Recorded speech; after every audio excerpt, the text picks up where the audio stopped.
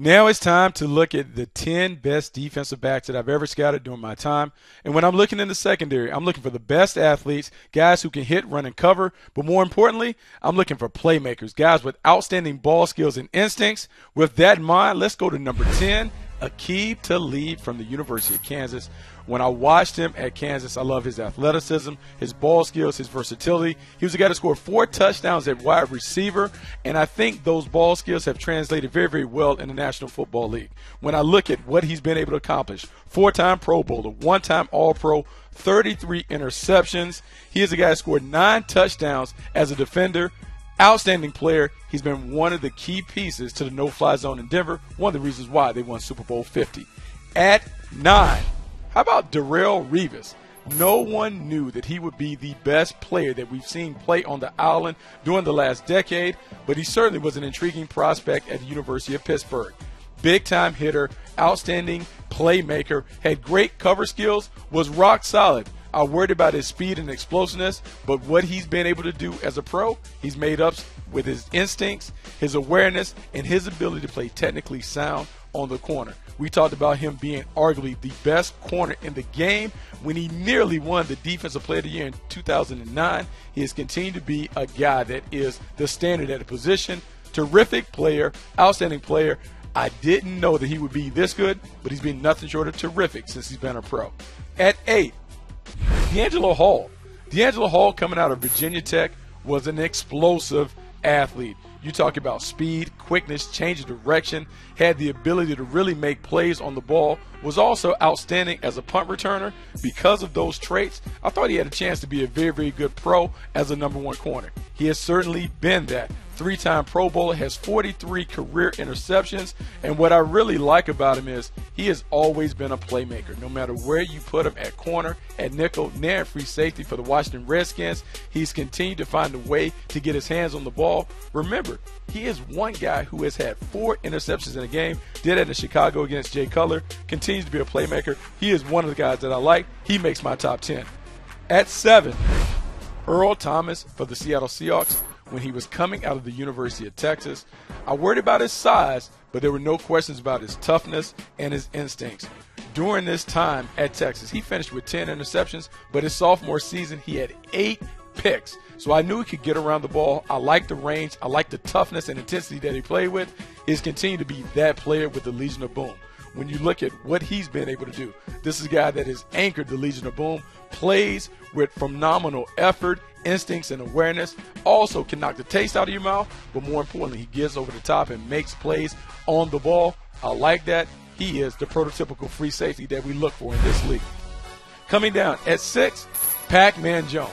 And I know some will laugh at the thought of Pac-Man Jones being a top 10 player on this list, but when you go back and look at what he was able to do at West Virginia, he deserves to be on this list. Terrific player, outstanding punt returner, kick returner, and corner during his time at West Virginia. We thought he would come in the league and be kind of one of those game changers on the island, even though he had some bumps throughout his career, first with the Tennessee Titans, then with the Dallas Cowboys, before landing with the Cincinnati Bengals. He has been a really good player. He is a 1-time Pro Bowler. He led the league in kick return yards in 2014 when he averaged over 31 yards a return. He is a guy that, when he's focused and lasered in, he's a terrific player. I think he deserves to be on this list. At 5, we'll go to Eric Berry from the University of Tennessee.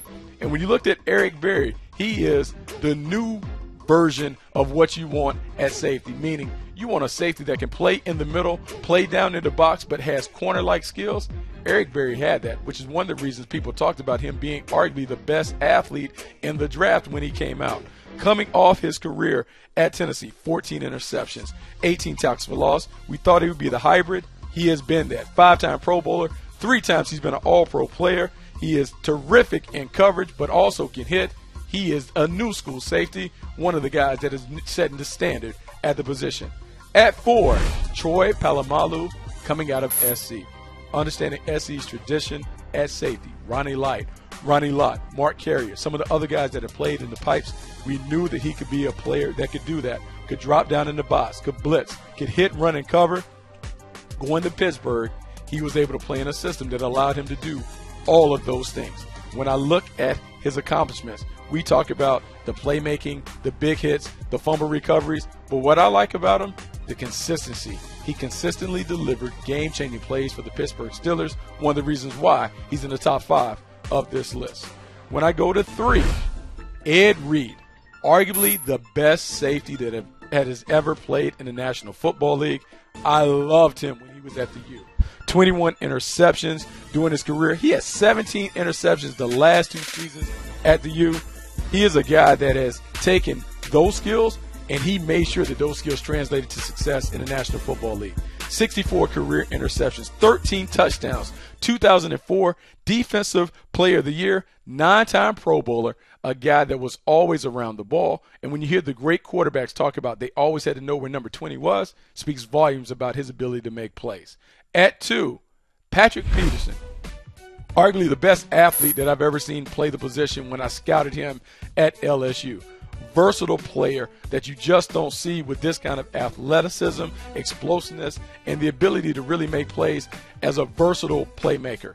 Played cornerback, was a punt returner, played some wide receiver at LSU. When you watched him go to the National Football League, he has been a guy that has made the Pro Bowl every year in his career, but the first season he made it as a punt returner says a lot about his athleticism and explosiveness. And what I like about him at corner, he's been a guy that's been able to lock you down in man coverage.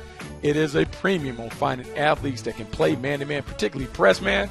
Patrick Peterson has been able to do it better than anybody in the business. One of the reasons why he nearly makes the top of my list. At number 1, the most dynamic defensive back that I've ever scouted is the late Sean Taylor coming out of the University of Miami. And when you think about this position and what you want to see, we can talk about hit, run, and cover, but I want to see an explosive athlete that is also a tone setter on defense. Sean Taylor was certainly that. When you looked at his career at Miami, 10 interceptions his junior season was terrific. Comes into the league, immediately makes his impact felt. Presence, that's what we talk about. An enforcer, big-time hitter, terrific in all aspects of his game. Even though his life was prematurely cut short, he certainly made an indelible impact on the game at the position. And if he was able to continue to play, I think he would have revolutionized the free safety position. The best prospect that I've ever seen at the defensive back position. For more Nuggets top 10 lists, players that I've ever scouted, make sure you check my archive. Go to NFL.com/Bucky Brooks. Also, check me out on the podcast, Move the Sticks.